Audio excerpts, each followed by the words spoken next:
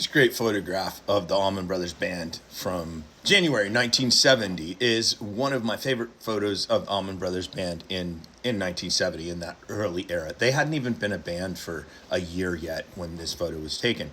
If you know anything about their history, they just played a shit ton of free shows in their early days. So to me, it's like, oh, they must be somewhere in North Florida. That's what Trees Behind sort of tell me.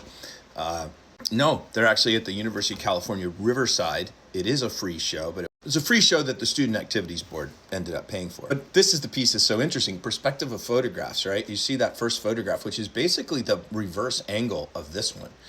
Photographer Bruce Henderson, took some really great shots. I've got two of them in Play All Night, Duane Allman, and The Journey to Fillmore East. But if you can see, there's several hundred people in the audience there. But looking at the photograph, to me, this one, the more famous shot, it just looks like they're just chilling out, having a good time at a park or something like that. They plugged in.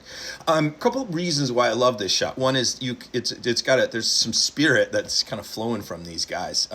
Particularly, like, you can see Barry kind of walking toward Dickie, who's leaning back a little bit.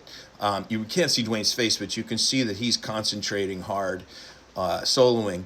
Another quick little note there, right above here, my head. J. Johnny Johnson is on his drum head. One of these days, I'm gonna do something on the Allman Brothers drum heads. And you can see Butch Trucks. The only person who's not in the picture is Greg, who's up over this way next to J-Mo. I've written some backstory up on this photograph. There's a whole series of them that Bruce took, so we have really good photograph. Joel Selvin, the very famous rock writer and critic, wrote a great story about the concert, the show itself.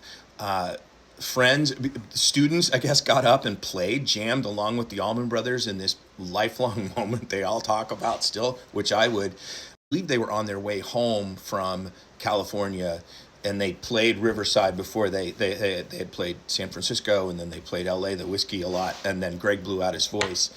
So he didn't sing much or at all at this thing. And the next day they went to the Grand Canyon and took this amazing shot. Twigs Linden did, their road manager, and several others, but this one was in the middle of the Dreams box set.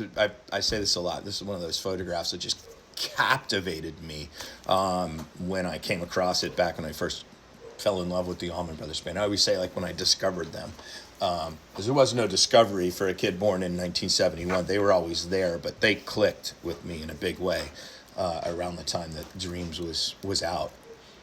I'll use this image and its reverse, just to demonstrate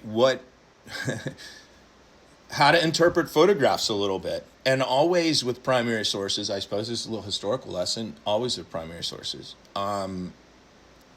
That understand that there are some perspectives that are lacking when you are looking at any primary source, or particularly any interpretation of history.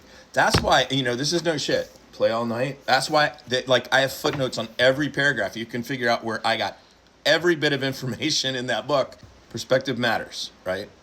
Both your own perspective and the photographer's perspective, or the videographer's perspective, or the messenger's perspective. I make no bones about it. I am biased as shit about the Allman Brothers. I think they are truly some of the most significant Southern artists in world history. I'll go big on that one. They are an American institution. They kept that band going through a whole lot of shit. These guys, the two on the outside, weren't around for very long, and Dickie was there for the first 30 years. That's it. I didn't really intend this to become a history lecture. I just wanted to share with you, this is what that was, right? That's a pretty badass little crowd for a band that just put their first album out. They apparently wailed. They made a lot of fans that day. University of California, Riverside, January 26th, 1970. Vitamin ABB.